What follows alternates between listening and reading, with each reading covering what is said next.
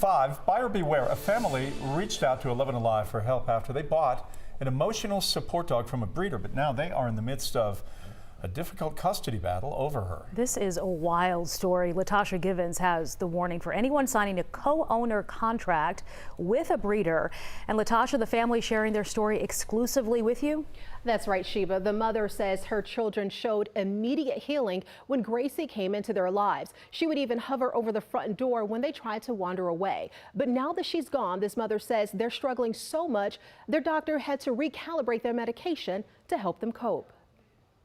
My son instantly began to bond with her, and it was less of her being his puppy and more of him being her guy. Samika Hart talks about the bond between their emotional support dog Gracie and her 11-year-old son. She says he suffers from PTSD from a car crash that affected his facial features. Gracie has helped him cope. She did carpool. She knew when she got up in the morning, it was time to get dressed and get him to school.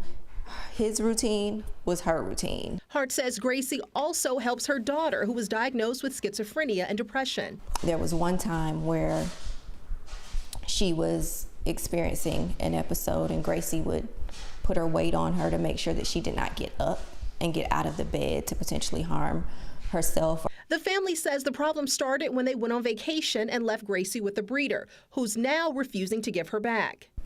And she sent me a text message and said that she was not going to return Gracie because she felt like Gracie had been abused. The breeder told 11 Alive she was concerned about scars on Gracie's neck and believes they could be from a prong collar used improperly during training.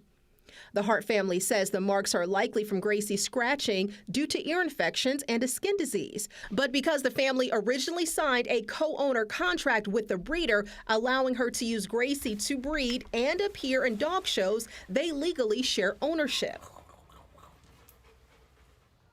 And here's how 11 Alive legal analyst Tom Salata explained it to us. Because it doesn't appear a crime was committed, it would be considered a civil dispute. He also says there are state statutes that allow for livestock and domesticated animal disputes to be heard in court. But based on the co-owner contract, the breeder has a right to take the dog if they believe something is happening that interferes with breeding. Something to consider if you're weighing this as an option for purchasing an emotional support or service dog.